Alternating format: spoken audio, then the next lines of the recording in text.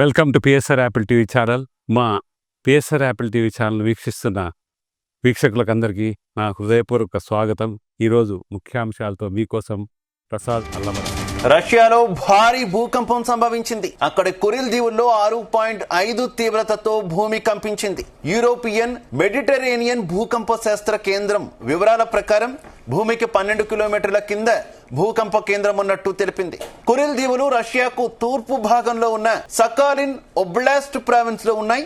కాగా భూకంపాలు, సునామీలు ఇక్కడ ఎక్కువగా సంభవిస్తుంటాయి. Telefonlara sar. Herkes buraya gel. Güvenli alana geçiyoruz bizler şu anda. Vatandaşları da görüyorsunuz. Deprem oluyor gene.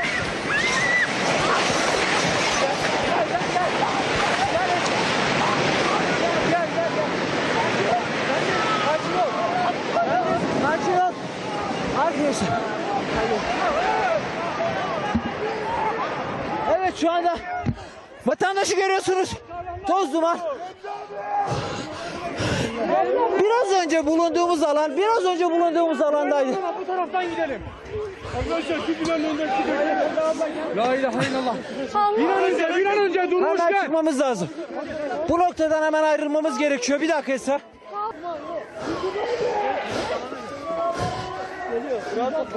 Ekipler yine bu noktada. Binaların ortasından bir o çekiyor. Şu an Malatya'da artçı sarsıntıları görüyorsunuz. Saniyeli aralıklarla devam ediyor artçı sarsıntılar. Ekipler hemen bölgeden uzaklaşıyorlar. Arama kurtarma çalışması yapan ekipler de şu anda tamamen toz bulutuna dönmüş durumda. Vatandaşlar da oldukça korkuyor. Şu an açık bir alanda bekliyoruz ancak artçı sarsıntılar devam ettiği için açıkçası bizler de ne yapacağımızı şaşırdık.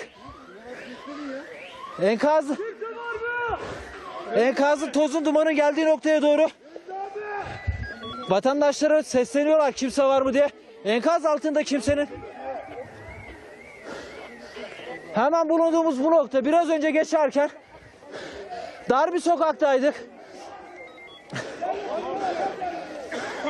Bu noktadan yine tehlikeli vatandaş. Bu tarafa doğru açılalım biraz daha. మీరు డయాబెటిక్ అయి ఉంటే ఒక్క fasting blood sugar, post prandial blood షుగర్తో సరిపెట్టుకోకండి. మీకు కావాల్సింది సంపూర్ణ diabetic package. అందుకే Apple diagnostic centre వారు అందిస్తున్న యాపిల్ డయా కేర్ కేవలం 599 రూపాయలతో అన్ని రకములైనటువంటి డయాబెటిక్ పరీక్షలు నిర్వహించబడును. ధర తక్కువ, ఫలితం ఎక్కువ. సంప్రదించండి 8008804014 9000009790.